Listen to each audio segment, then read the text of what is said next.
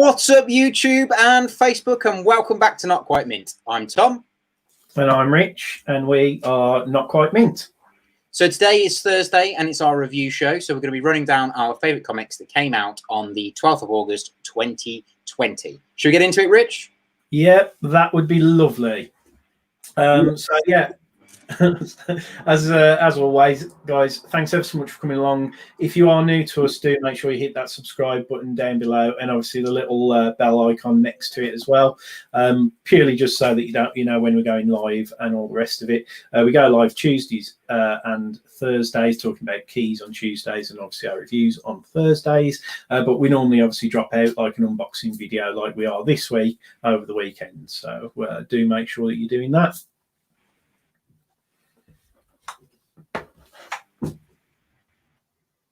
Hit the diggly bell. If you don't already follow us on any of our social media outlets, then if you are on those things, please make sure you follow us. It means a lot to us that you're part of the NQM family. So should we get into these reviews then, Rich? Yeah, let's get started. We've got a lot of books. Am I not working? Oh, we have indeed, mate. We have indeed. So should we do notable mentions first? Notable mentions, indeed. Yeah, let's fly through them. Okay, cool. So my notable mentions this week that I think is worth picking up that aren't key comics was X-Force issue 11, because it was really, really good. Marauders issue 11 is really good, actually, because there's a tie-in in there that I think is going to link into the X-Swords situation. Captain Marvel issue 19 is fantastic, definitely worth picking up.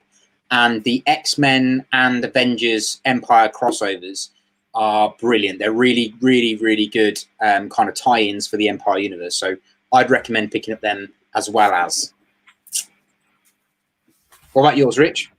Cool. Well, I've just got the one that wasn't something that we're going to feature in our sort of top pick section, and that was Darth Vader issue 4.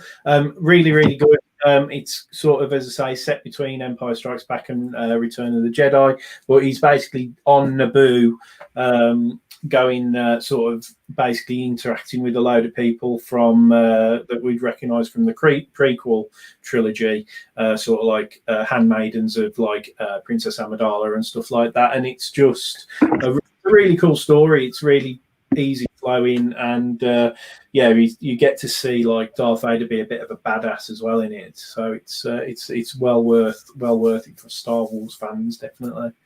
Oh, mate, I might have to read that one. I think that's the only one of the Marvel lot I haven't read. Oh, and Immortal Hulk. I haven't read either of those two. Yeah, I nearly picked up Immortal Hulk as well, because they're talking about the next issue being the return of one of the first kind of new bad guys that was introduced early on in the Immortal Hulk series. So, all right, cool. Might be one to jump into. Hell yeah! Right, should we do this top 5, or well, our 5 picks? Yeah, I know it's a good one now this week, as I say. And me and Tom have had a little bit of a discussion, and we don't quite agree on everything this week. So no, so stick with us. This could get interesting. Stick with us, because mine and Tom's differing reading tastes are definitely in full force this week. So where do you want to start? Do you want to start with? Well, let's start with, like, I think we both agree that this is a disappointing series. So shall we start with Empire? Yeah, start with Empire. So I would definitely put Empire 5 down as my. To be honest, I wouldn't have put this in my top 5. I'd have definitely put one of the others out of my notables in place of this, but this is a key comic because it is part 5 of the 6 series run. But I think we agree on this one that this whole let's end it with a really epic moment at the end of each issue is just getting boring now. Yeah. This is probably one of the better issues of Empire because it had a bit more action in it, and you actually got the wedding that we wanted in the last issue to be explained, so that was good. But it still was a bit. I felt like, well, first of all, I felt it was rushed. I felt too much happened too quickly. Yeah. I also thought the last little panel at the end, when with the Tachilla, which if you've read it, you'll understand what I mean, was a bit uncalled for straight off the bat. Do you know what I mean? I think that could have, had a bit more about it. What's up, Dino? Dino's in, mate. Oh, Dino, how you doing, mate? Yeah. So, what do you think, Rich? Anyway, yeah. Well, stop wibbling on about it. What do you think? Yeah, as I say, it's one of those, isn't it? We've sort of decided to stick with reviewing, obviously this series because it's obviously Marvel's big run, just like what we're doing with Death Metal. But by comparison, it's totally like chalk and cheese, isn't it? I felt this was a better issue in the sense that there was more action, but I feel like some of the action that took place in this one, especially around whatever the freaking hell's happened to She-Hulk, when she was fighting the Thing, and there was obviously Sue Storm and all that kind of stuff. It was like I felt that could have just been put in last issue. Do you know what I mean? Yeah. It just didn't really flow. Obviously, the stuff that's happening on Wakanda is quite. It was pretty cool. It's pretty brutal as well. So we'll end up seeing what's going to happen with the Black Panther, because that's a bit. I wasn't expecting that. No. And as you say, we got the whole sort of like circumstances around Wiccan and it's Hulkling, isn't it? Yeah. With Teddy and Wiccan's obviously wedding and everything, how that came about, and that it was quite rushed and quite impromptu and all the rest of it. But yeah, and it starts with that kind of story and then gets into the action. But yeah, again, they're doing this thing where they're building each issue, and then it's not till, and then this one was better because there was more action and more happened. But then it's that final sort of like page, isn't it? That's just that's like leave. It's kind of like it is a cliffhanger, but it's like I don't know. It's not like a cliffhanger where I want to read the next issue. I'm like I'm more annoyed about it, if that makes sense. Yeah, I would totally agree with you, mate. I think this issue has by far been one of the better ones because of the action in it. But they could have spread the action in this issue across all 5 to make them a little bit more entertaining than they have been. And also, I feel like if you're like, because I am reading the tie-ins, if you're not reading the tie-ins, this is really hard to keep your eye on, because I know what's going on behind the scenes with stuff and what's going on in all the other comics. So it does make sense to a certain degree to me. But if I wasn't reading the tie-ins, like the Avengers tie-in, the Captain America tie-in, the X-Men tie-in, I'd still be a little bit like, well, what's kind of going on? Like, what's the big thing going on here? Yeah, what's the big one issue left? Yeah, there's one issue left in this, and then and the weird thing is I thought that the whole Empire's End thing with Null was going to happen, like sort of end of August, start of September, but I don't think it's happening actually until October. So I don't really know. So there must be like I don't really know what's going to come after issue 6 to then justify digging it back up and having more Empire in October, in 2 months' time. So I'm a bit puzzled by this whole event, and I think it's got to be a COVID thing really that's skewed it. Yeah, I agree. I think COVID's messed this one up. I think it's come out too early or too late. I don't know. Yeah. I do think, because I don't know if it was originally intended that it was going to come out on a weekly basis either, but it's like the pacing of it's really, really strange, and as I say, I'm quite glad that it's came out every week because it'll be over fairly soon. But like you said, I wanted to read some more of the tie-ins and everything, but I wasn't able to get the Captain Marvel issue 18, so I didn't read that. And then I kind of like just fell off the wagon because I wasn't enjoying the main crew. So it was sort of like, I know you're like a bit, you love these Marvel events, don't you? I do, yeah, massively. Wars and stuff. So it's a real shame that you've been let down by this one, really. Well, I was looking forward to this one, and it was one of my top wanting to read this Empire thing. So I just thought, how cool does it sound? The Kree and Skrulls are putting their differences aside to fight one common enemy. I liked the idea of it, and I just think it's been really poorly executed. But then it might all come to fruition in the last issue. But as I've been saying every single week, I totally think that Empire is going to be a graphic novel read. As a weekly or monthly comic, it's quite hard to get your head round. I think it's one of those you've got to reread, but you've got to read it as a full book rather than one at a time. Yeah, there's a lot of different factions, isn't there? And I don't know if you feel it to a certain extent. Obviously, there's been this big like battle going on Wakanda that's obviously been stretched over the last couple of issues. But then there's been the whole separate thing, like you say, with the Kree and Skrull thing, and that's kind of like moved to the back a little bit. And with the prequels, I thought it was going to have a lot more to do with the Kree and Skrull children that like the Fantastic Four rescued and stuff. And that in this main story just hasn't really registered, has it? And I almost feel that the way that it was built, that the Kree Skrull war and all of that, like them coming together to be friends, has kind of got lost a little bit in, I don't know, I think too much going on. Yeah. Well, on that point, if you read Fantastic Four, the normal Fantastic Four, the tie-in to this in that is exactly what you just said. It's worth reading it because it is the whole Skrull Kree coming together to fight a common enemy, and then you've got Ghost Rider, Hulk, Spider-Man, and Wolverine in that series, and it's actually really good, well worth the read because of Franklin Richards. But again, you wouldn't know that if you didn't read that comic, and I just think it's been really badly executed, this one. Yeah, I'm frustrated by it as well. So it's sort of like I'm hoping that there'll be something important to conclude it, because otherwise it really is like a non-event, like literally a non-event, isn't it? But yeah, man, I definitely think that. But right, should we do the one that you not too keen on, but I liked? Yeah. Should we do Big Girls? Yeah, we'll go Big Girls. So, do you want to start? Do you want to go for this one? Yeah, I'll start with this one. I mean, this one was something that I thought it's a really cool concept. It's basically the universe that they live in, for whatever reason, like men are basically mutating.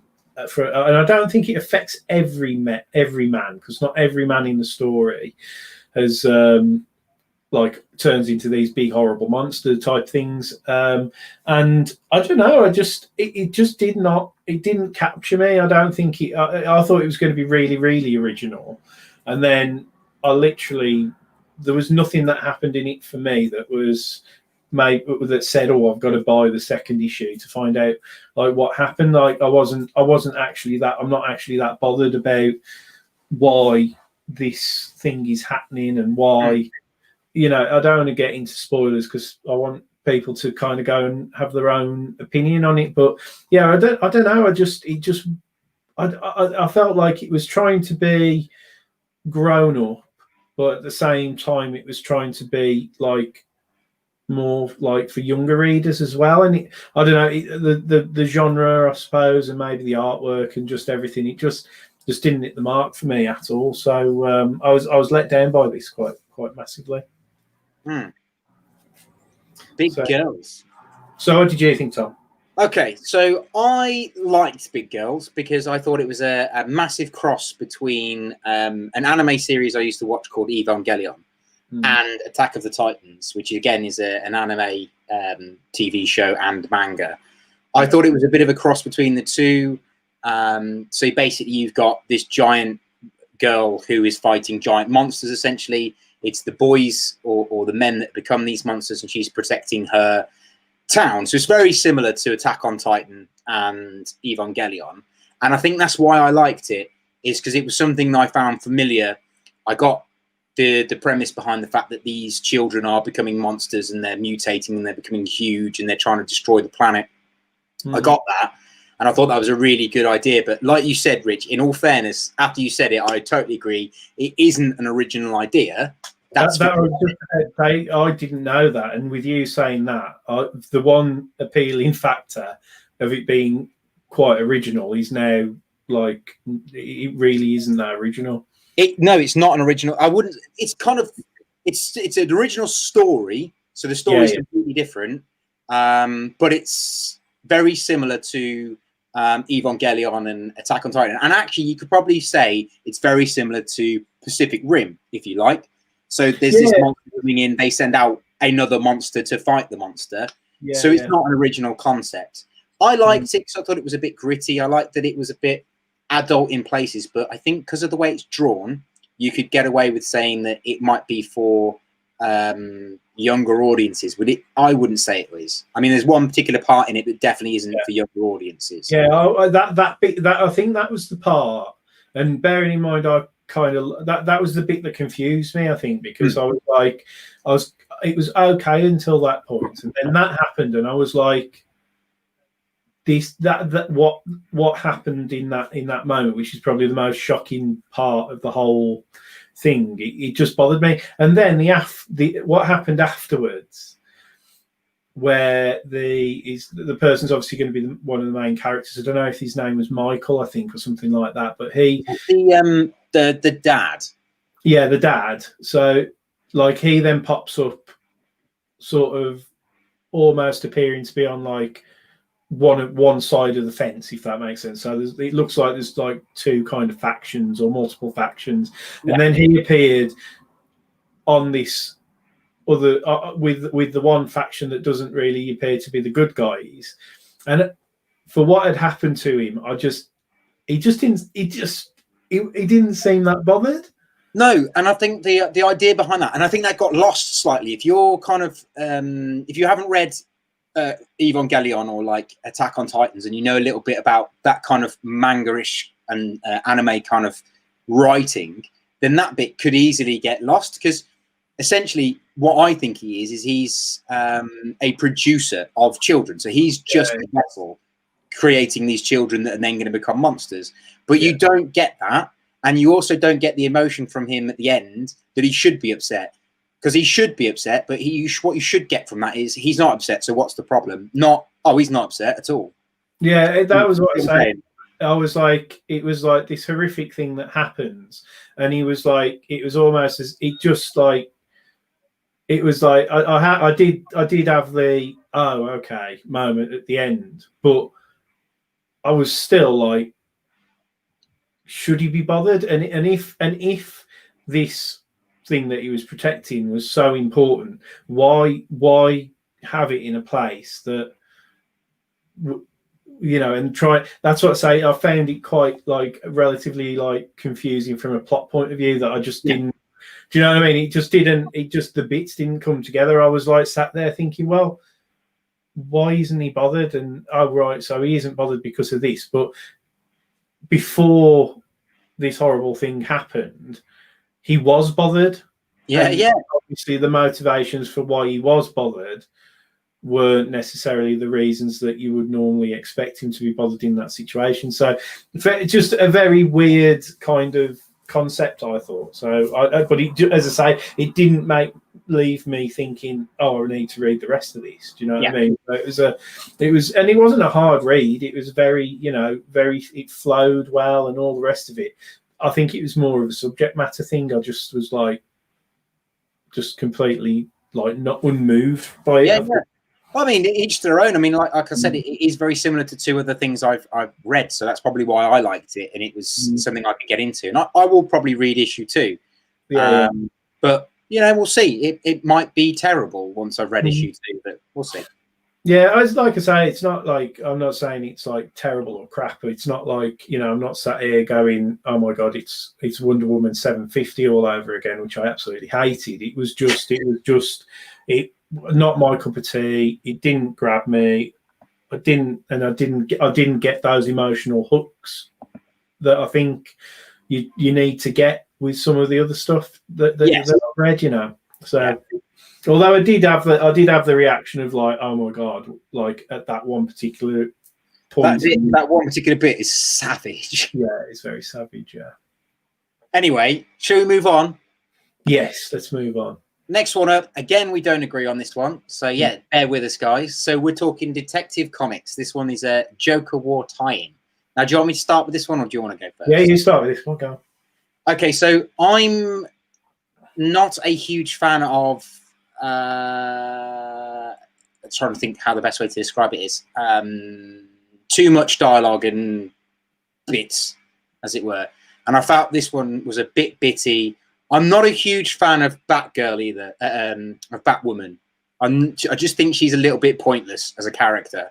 So this is essentially a Batwoman story, so that's probably why I didn't like it as much as I should have.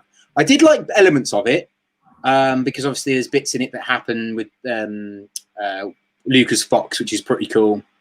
There's some cool equipment and stuff in this, but you get the idea that the Bat family are just running around battering lots of clowns. You don't get any hints on what happening with the Joker and what happened with him and Batgirl. I don't quite understand where Batman's come from, because in the last issue of Batman, he's all over the shop, like he's not quite with it. So I'm not sure if the tie-ins are quite going at the same pace, or they're doing this on the same kind of so they're working the same timeline. Yeah. So they're working at the same time. I'm not sure if that's the case. But what was nice about this issue is Batman and Batwoman haven't actually been in a team or worked like together since mid Detective Comics when they fell out. So that was really nice to have that back. And also, yeah, there was a little reference, wasn't there? It was like about Batman and Batwoman haven't been together. Yeah, issue 981 or something like that, or 61 or something like that. Yeah, and at the start of this, when she comes in and saves, like, you know, the GCPD, that's epic. I liked that. But go on then, Rich, tell me what you liked a bit, because this was actually your pick of the week to start with, wasn't it? Yeah. See, now I again, and this probably goes back to me enjoying the current Star Wars books, is I like the tie-ins. It's like, obviously I'm reading the Nightwing stuff, and because I'm enjoying like the general run with Joker War and everything that Tinian's been doing with that, for me, I've sort of like, much like where I think Tom's gone full ball with Empire, I'm kind of like, I want to read all the Joker War tie-ins. So for this one, as I say, it was, to be fair, I picked it up as well because they did have the variant covering the Berhamo, I think. He's the guy that did Damned, isn't it? Is that right? Is he the right? No, different one. That's yeah, I think it's a different one. I'm not. Yeah. So anyway, so I thought, oh well, I'll pick it up because I wanted that cover anyway. But yeah, I was pleasantly surprised because, like, for me, it obviously because it's Detective Comics and obviously it's just like a Joker War tie-in as such. It's like this one for me filled in the gaps around what was happening to Lucius Fox when we saw him, not last issue, but I think the issue before. So I think this is slightly behind, which is where it gets confusing, slightly behind Batman 96. I think this is all the stuff that's sort of almost like happening sort of with, you know, like the bat planes, like, you know, coming out with the drone, you know, Joker's clowns flying the drones around and stuff. So for me, I liked it because it sort of bridged that gap. And I think that was one of the things that I sort of said about 96, Batman 96, was that I felt that they kind of like skipped forward quite a bit. And actually, you're right. You are right. And all this like that. Yeah, and all this stuff had happened, and you saw Lucius Fox at the end of, I think it was issue 95, with the Joker toxin in him, and I think you see it a little bit in 96 as well. And it was just like, for me, there were certain gaps, and yeah, like whilst you say, as you say, like there's bits of the timeline that aren't quite right, it was apparent to me that how, again, not wanting to do spoilers, but the way that they cure Lucius Fox at the end of this one, it's obvious that Batman has got this antidote to the Joker toxin, to what he must have been exposed to from Punchline. Yeah. So that to me, like, filled that gap for me and made me think, oh well, yeah, Batman's better because he's got access to this medicine, which is now given to Lucius, so he doesn't die, and so on and so forth. And then, like you say, like there was a bit of Batwoman, you know, cleaning the deck earlier on, which was really, which was like just total standalone fighting these clowns, and you got that impression that these, you know, Joker's like cronies are all out and about and causing a lot of mayhem. like you say, you don't actually see the Joker in this story, so it's a little bit of a like, well, what is the Joker up to? But I think they're keeping that obviously to the main Batman. Yeah. Oh well, did you read the Batgirl tie-in? No, I haven't read that one. No. Before you go any further with reading the Batman issue, read that one, because I think it's going to be quite a significant going forward, because there's a whole throwback to the Killing Joke, and it's not what you expect to be really good. Well worth. I would recommend reading it. Oh, cool. Is that 42? Is it issue 42? I think so. Yeah, the most recent one. Yeah. I'll see if I can pick that up. But yeah, so that for me was quite good, and yeah, I know what you mean. When Batman showed up, I was a little bit like, you still were, you weren't, your head wasn't right. So as I say, yeah. I don't quite know how this all, but again, this is a different creative team, with it being Tomasi being the writer and stuff. And I just, I don't think they always do that implicit like handoff between things, and but for me, it just built that world that there's all this crap kicking off in Gotham, and it kind of like just so you saw that like sort of separate angle, and also it was the start of the fight back with them going into obviously Wayne Industries and blowing shit up and everything. So for me, that was why this one was quite good, because I can see we're sort of seeing like Batman get a bit more of a foothold and fight back a little bit. Yeah. So, when you think of it, when you put it that way, I would totally agree with you, to be fair. And again, and that comes down to the fact that I'm enjoying the Batman run so much that for me, it just delivered on that like probably gap in my head that I'm like thinking, well, what's going on? And that's what's happening with the Star Wars books, is they're writing in this gap between films, and but still doing the nice little homages and introducing like familiar faces and things like that. So I like those types of issues that fill in the gap, and I thought this did it really well. So yeah, I would totally 100% agree with you. And there you go. You changed my mind. Oh, Tom. Good to hear it. Right then, so we're on to another bit of a contentious one next, aren't we, Tom? Oh, mate, yes, we are. So we're on to 7 Secrets. Is it 7 Secrets? Yeah. So I would have put this as my top pick of the week, but we've decided to put it here next to Detective Comics to talk about it, because Rich didn't think it was as good as I did. So do you want to go first, Rich? Yeah, I enjoyed this one more than Big Girls, because Big Girls just didn't grab me. This one was one. It was a really weird one, because premise wise, I really like it. I actually like the world that they're building. It left me like asking questions that I'd like to find out a bit more. And there were elements of it that had that kind of, because it's a new build. When I'd read like Strange Academy, for example, recently, it did a similar thing, that it's like it's new world building, and it's there's stuff going on. The thing that I didn't like about this was I wasn't massively overawed by the artwork. It wasn't my style of thing. It was very anime, but it wasn't like Humberto Ramos' sort of soft, like Disney style of whatever. It was I don't know. It just I just couldn't. I just didn't really. It didn't grab me.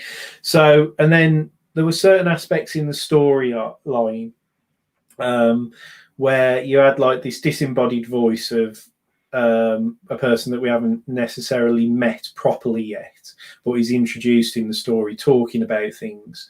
And then the way that certain characters acted, I didn't like the way their decisions were, because I felt the way that they'd built these characters up, that they'd got a big sense of duty and all the rest of it, but then effectively ended up, one of them, they end up breaking the rules of this order that they work for. Then all of a sudden, the consequence of that is that one of them gets pregnant, and then all of a sudden they go against like the right thing to do, which most normal people would do, and like, you know, take ownership of their actions and then leave this order to look after their child. They actually choose to obey the duty that they sort of, you know, ignored earlier on, to stick with that, to then cast off their you know, their offspring to be, you know, brought up them, you know, separate. But then as the story went on, this disembodied voice, which was like their offspring talking about the experience, there were events happening in that, and I was like, well, hold on, if this person's being kept separate, how do they know so much about this person? And it sounded like they'd had a relationship with, as it is, their father, but they sort of contradicted themselves as well in the sense of like saying that they had this like withdrawn life, but and it just didn't.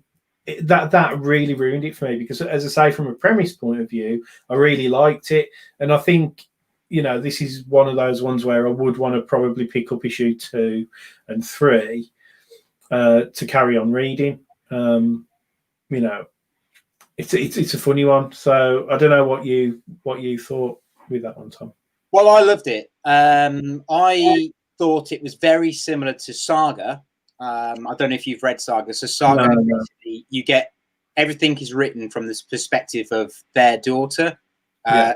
She tells the story of how their parents met and blah blah blah and whatever. But this is exactly the same. So you kind of get the child's opinion, and he talks about how his origins happened, like how he was conceived, how his parents, you know, what they did, how they gave him up. So you get all that, like Rich said, in this book. But what I liked about that in its essence is I like that he's telling the story.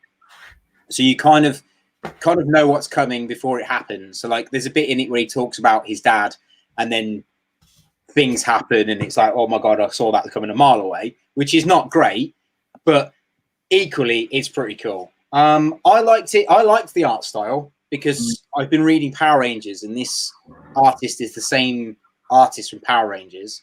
So I really like the art style. I liked the very anime-esque, the way it was written as well. So like, instead of it being, because essentially what they could have done with this, which probably would have made it a bit more for you, Rich, essentially, is if they'd have broke it up a bit.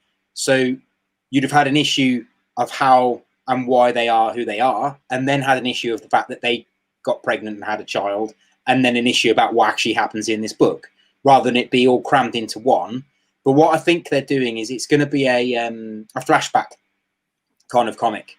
So I feel like you're going to constantly get these snippets of what's gone on in this child's life, like how he got to know his dad, how he got to know his mom, even though they're not allowed to be his father and his mother.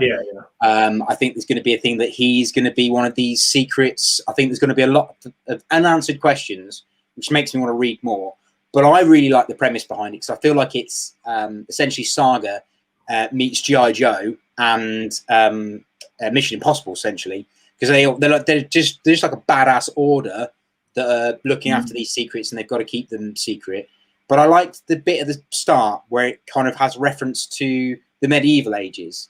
So I feel like there's going to be a lot of, like I said, flashbacks to different styles of. Yeah, you think one future type of thing. Yeah, so I liked it from that premise. But if you were going to do like just read this one issue and as if it was a one shot, probably wouldn't hook you in. Do you know what I mean? But because I can see there's going to be more to it, there's going to be a little bit more here, a bit more there. And I read Saga. I think this is going to be one of those kind of slow burner types, a bit like Invincible. You know, when you read issue 1, you weren't that sure. Then you got to 5 or 6 issues in. I think I'd like to read another couple, because I can see the potential massively. Yeah. And I think, like what you're saying, it's a bit like with you having had read like similar kind of similar sort of things in the genre that I've mixed, like you say, with Saga and stuff. I think when somebody sits down as a writer, they probably piece together how they want to do it, and then obviously they click into that style that they'll apply throughout all of the issues. And I just think it's one of those, isn't it, where in this issue there's probably there is a lot to take in, like as you say. So it's sort of like, rather than them break it down like issue by issue, they've sort of like thrown a lot into the first issue. I'm not saying that I didn't necessarily get a hook with this one. As I say, I've got more questions to ask. As I say, but again, the art style is always a big thing for me with a lot of books. And it's one of the reasons why I do find things like the Turtles and Power Rangers quite hard to get into, because it's not my preferred kind of art style, because I don't know what it is. It just doesn't grab me, like, so it's sort of, I'm not saying that it's bad. I'm saying it's like, it just doesn't maybe come across as like, I don't know, maybe creating that kind of emotional response like when you read a lot of comics for the first time. Yeah. Oh no, it is definitely subjective, I would say. The art style on this one. If you don't like this kind of art style, it would be hard to read it. I mean, I sometimes find Spawn hard to read when Capullo does Spawn, because Capullo's artwork is so detailed. The line works. And it can be hard to miss things. But I love Capullo. I think he's great. Yeah. But again, it's, I think, I'd like to, whereas I don't think I'll buy issue 2 of Big Girls, I think this will be one, again, which is where it's quite cool talking to you about it, to sort of like, again, a bit like with my perspective of detective comics. I'm not in any way saying that Seven Secrets is crap. It's just probably a bit too much without knowing enough yet, if that makes sense. Like next week, it'll probably make a lot more sense. But yeah, it was fairly clear. But am I desperate to read the next one? Did it really hook me? For a number of factors, and not necessarily the premise. That it's sort of like, I'm on the fence. Whereas the stupid thing is I read that obviously issue 1 of Firepower, and I had a similar response to that. But like you said, because that felt very like Invincible, I probably will build up Firepower. I would like to go back, and I want to get like obviously the Prelude book, and I'll probably follow that run. Did you read issue 2 of Firepower? No. It literally, because there's been so much coming out these past couple of weeks with Venom and everything. I've just been a bit like, I can wait for that. Do you know what I mean? But I'd wait for it to come out in like, so you've got 5 or 6 to read, because issue 2 is good, but it left me wanting more, and I don't like having to wait for stuff like that. No, you're right. You're probably bang on there. That it's probably, because I've got the free comic book day issue 1. I think that was the other thing, was like, well, I want to buy issue 1, like the proper issue 1, not the free comic book day one. But at the same time, I've got the free comic book day one, so do I just buy issue 2? I think it just messed with me, and then I was like thinking, why am I spending another £3 on a comic that I've already got? Do you know what I mean? So I just didn't bother. So like you're probably right. Go with a trade and have it all at once. Yeah, definitely. So right, should we do our top 2 then? Because we both agree on these bad boys. We do. Yeah. So should we do Death Metal first? Yeah. That's. I'm happy with this one. Yeah. It's. Do you want to start with this one, Tom? Yeah. Okay. So the key about this one is the fact that it's the second appearance of the Robin King, but not the Robin King that we know from the Legends of the Dark Knight, Legends of blah blah blah, the really terrible story that was written. But it's this new version, which is like one of the horrible goblins that's part of the Dark Knights. But he plays a very small part in this book. I like this one because Superman is back, and you get this whole thing about the anti-life matter with Superman. That you get Batman, who's basically Doomsday. He's a really cool badass character. You've got Mr. Miracles in there. He's caused some problem, which is what's caused Superman to be in the position he's in. You find out some things about the Batman who's got the black ring that is interesting, and I'd like to talk about this later on in a different review show. but I have a theory about him, but I don't want to share it with you just yet because I don't want to spoil it for you who've not read this book. I just thought it was really, really good. It was a fun read, and I just think it's got leg. I think death metal is definitely one of my favorite books that's going on at the moment. That's not Marvel. It's definitely killing it for me on the DC side of things. What did you think, Rich? Yeah, I agree with everything you've just said, mate, to be fair. So, yeah, still a bit confused about the Robin King, because he kind of just, again, we saw, hopefully people have got to read that Legends book now. And, like, if you weren't, if that book had came out and that story of the Robin King had came out but hadn't been given the tag of, death metal, if it hadn't been a spin-off joined onto this series, you might have a different opinion, because in this, Robin King appears, he just comes through a portal, doesn't he? Yeah, and he's really creepy. He's much creepier in this. Yeah, and there's none of that, like, because what we had in issue 2 was that, like, the Darkest Night was sort of leading one of his groblins away and making this suggestion about the Robin King.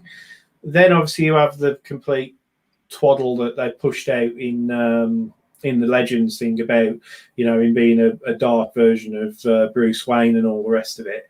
And then obviously we have Robin King appear via this portal, but not necessarily making any reference to him being Bruce Wayne, or do you know what I mean? It just again, the continuity is not great, so I'm still a bit frustrated about the Robin King. So you sort of split that out. The other thing that I was a little bit unsure about was, like, the thing with the Darkest Night, because the Darkest Night in this, it's like he's like this sort of like dark shadow kind of character, whereas, like, again, we're seeing him, whether he can obviously, like, shift forms or something like that from this dark, shadowy type of outline to, like, looking a bit more like the Batman who laughs. It's all that's like a little bit chop and changey as well, I think. Yeah. So that's why I wouldn't put this as my first pick. However, everything else that's going around it, and I have obviously read the original Metal as well, it is starting to make a lot more sense. Yes. And the actual bolt-on story is really interesting. And like you say, you've got the Batman with the black ring, because it's a Black Lantern ring, isn't it, that he's got? It is, yeah, the Lantern Ring of Death. Yeah, so he's got that. There's a little bit of an interchange, because obviously was it in the last issue where they went and rescued Hawkman?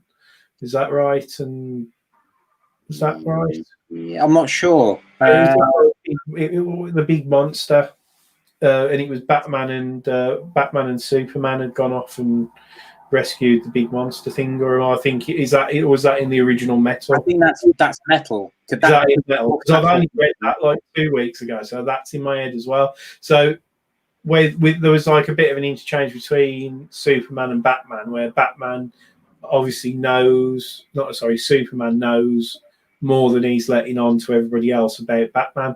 And that's what I mean, yeah. So, like me, my head's like going, whoa, like, like all these different directions, and like trying to connect the dots. Because at the end of this one, you have a character that we haven't seen so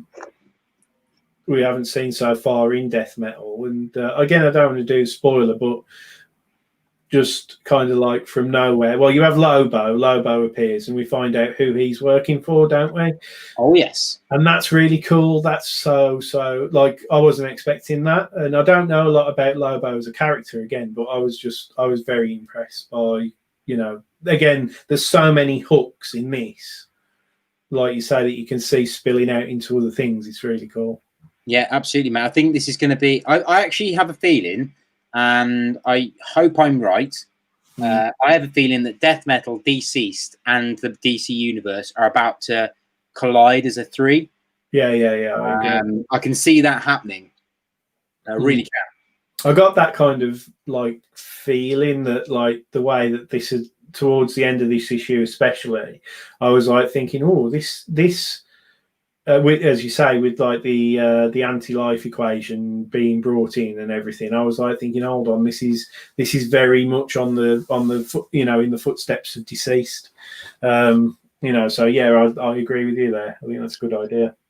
I'm going to say something really controversial now. That's probably going to, if you agree with me or you want to talk with me about it in the comments, please leave a comment below. But I have a feeling that me and Rich have been talking about this generation fifth or whatever it is that DC's do that's coming up.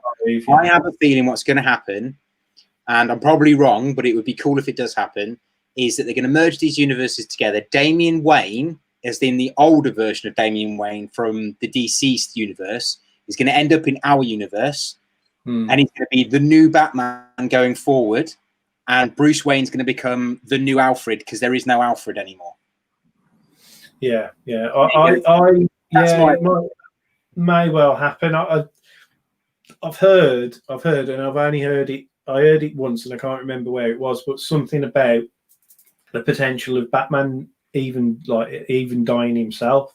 Yeah. At some point. So I don't know. There's lots of rumors being fired around, so it's going to be interesting to see where the dust settles. Definitely, mate. Right, let's do our top one pick. Yeah. Venom 27. We've been waiting for this one for a little while now. There's been a lot of hype about this one, and there are so many covers that it was getting to the point where, can you just please release the book? Can we get on with it now? Well, the ironic thing with the covers is most of them are retailer exclusives, aren't they? So yeah, we probably still won't get them for another. I know I've ordered quite a few of the sets because the artwork's phenomenal on some of them, but it's I don't think we'll see them for a couple of probably another 3 or 4 weeks. Probably not, mate. But what did you think? You tell me what you think. Yeah, so this one we leave off from 26, where you've got the Maker and this virus character, and then obviously Eddie and Dylan obviously being pulled into this alternate universe with all these like red symbols everywhere, and they're kind of like instantly sort of thrown into a certain amount of peril. Lots and lots of things happen in this, and I think I'm right in saying that there's quite a lot of like proper first appearances, and obviously we do get. Again, you don't want to do spoilers, but there is 100% the first appearance of the new, mystery villain who's obviously called Codex, and I don't think I'm going against anybody by saying that because it's been on the internet for the last couple of weeks, but it's. What I wasn't expecting was these 2 separate factions that appear to be operating as well. So I really thought it was great, and again, I can't wait to read the next issue. And more than any of the other books that we've read this month, it's consistently up there as just delivering so much. I would totally agree with you, mate. I think Venom and Thor are by far the best written work going on this year. Consistently, every month, we read either Venom and Thor every month, and they are 2 of my top picks for each month, consistently. Yeah, I just think Donny Cates is an amazing writer, to be perfectly honest. Yeah. But I like this one because of the first appearance of Codex. I liked that you got a little bit of a background on Virus. I think Virus's costume is pretty cool. I like the fact that it's an old school Iron Man outfit. I liked that Codex didn't know who he was. So it might be that nobody knows who he is. So he might be one of those characters that Eddie's come across in the past that we've never seen, as it were. So that might be cool. That would be wicked. I don't want him to be an old school character that's just making a return. That would be terrible. I liked these new Avengers, the Agent Avengers that are like Venom style characters. Symbiote Avengers, aren't they? Basically. Yeah. Really. And then obviously the bit at the end with, well, I don't want to spoil it, but there's a bit at the end that's really, really cool. All round solid book. Definitely would recommend, if you're not reading Venom, where are you? Why are you living under a rock? Go and read Venom. Yeah, it is massive, and the fact that we have that character appear right at the end of this, the sort of ramifications in terms of who is being reunited there.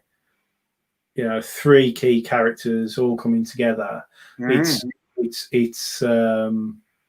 that is who are all related. It's very, very, you know, that again is going to have ramifications obviously moving forward. So yeah, I again, all around, I just think it was really solid, and I actually am wondering whether or not that I'm not convinced that Virus is actually a person as such. Oh, okay.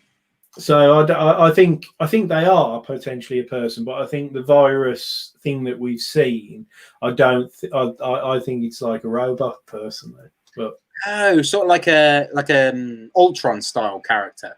Yeah. Oh, yeah. Okay, yeah, interesting theory. I like Which that. is why he has that kind of Iron Man appearance.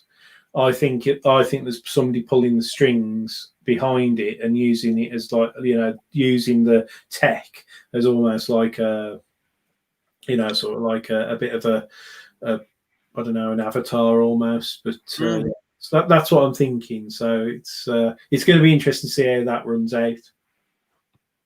Ooh. Yes. But there you go. So that's why that's our pick anyway. Well, that's it then. That's our reviews, mate. It is reviews done and dusted, and I did manage to get the Stegman cover. Oh, awesome! And then obviously you got the regular as well. But yeah, happy days, mate. Yeah, so I was chuffed about that because I didn't think I'd get that, and that was on the shelf. That was obviously in my box, and then that was on the shelf. But there were only 2 left when I went in there, and so yeah, happy with that. Very cool. Very, very cool. Well, that's it then, guys. That's the end of our review show. So thank you for sticking with us for an hour. Sorry we've whippled on, but we had some disagreements we needed to get out there and show you what it is that we disagreed on, and just so you could see that we don't always agree on the comic books. Yeah, too many books almost this week. There's just so many books. But yeah, so again, thank you for watching, guys. We massively appreciate it. If you head over to our Instagram at some point today or tomorrow, I will be relaunching our giveaway, which we have been going on since February. So finally, we've got a date in the diary to actually do that draw, and I'll let you all know a little bit more information. And I'm pretty sure me and Rich are going to be doing a video on that at some point next week. Yeah, it's 2 weeks. Yesterday, we'll do the giveaway draw video, and then next Wednesday we'll release a video that's just going to specifically try and pool all of the entries all together. And then as you say, it'll become more clear if you keep your eye on Instagram and all the rest of that. But I'm pretty much all done, so I'm just going to turn around and say, obviously, take care till next time. Good. And I'm going to say, stay safe, look after each other, and